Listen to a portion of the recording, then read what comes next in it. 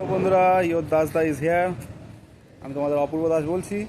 তো আজকে একটা নতুন এপিসোড নিয়ে চলে আসতে চলেছি 10 দিনের, যে 10 দিনে আমরা কীরকম এক্সট্রিম কাজগুলো করতে পারি তার ভিডিওগুলো তোমাদের দেখাবো। যেহেতু মূলত আমি একটা ট্রাক ড্রাইভার প্লাস ট্রাক ওনার, ড্রাইভার দিয়ে আমাদের কাজ করতে হয়, প্রত্যেক দিনের যে কী প্রবলেমগুলো আমরা ফেসিং করতে হয় সেটা নিয়ে আজকের এপিসোড। তো অবশ্যই ভিডিওগুলো দেখতে থাকবে এবং 10 দিনে আমরা কী প্রবলেমগুলো ফেসিং করি সেগুলো তোমাদের পার্ট টু পার্ট দেখাবো। তো অবশ্যই আমার সঙ্গে থাকো। তো দেখা হচ্ছে খুব শিগগিরই। চলো বাই।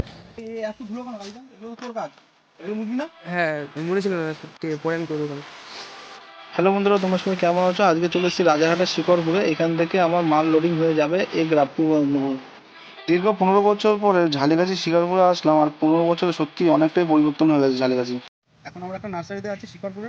তো নার্সারিতে দেখো কত সুন্দর সুন্দর ফুলের গাছ। এইগুলো এখন আমার গাড়িতে লোডিং হতে প্যাকিং করে।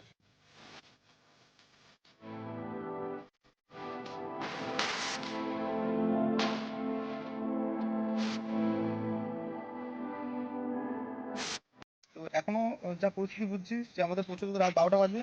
তো অবশ্যই তোমরা আমাদেরকে দেখতে থাকো, পুরো জার্নিটা পুরোটা দেখবে। এটা আমি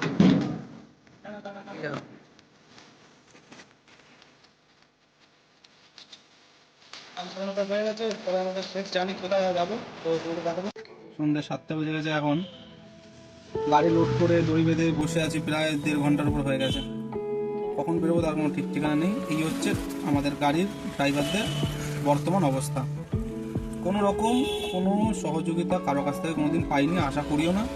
কিন্তু গাড়ির ব্যবসার সঙ্গে জড়িত হয়ে গিয়েছি, কর্ম করে খেতে হবে, তাই আমাদের এখন এগিয়ে চলতে হবে।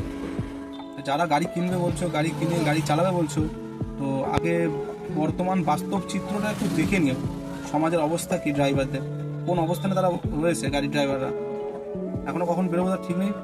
যে পার্টি এসছে তাকে অনেকবার বলেছি দাদা একটু তাড়াতাড়ি করুন, তাড়াতাড়ি করুন, কিন্তু কে শুনবে কার কথা? সময় তাদের মতন চলতে হবে, আর কি করে যাবে। যাকে এরপরে এখন কখন কোথাও বেরোবো বলতে পারছি না।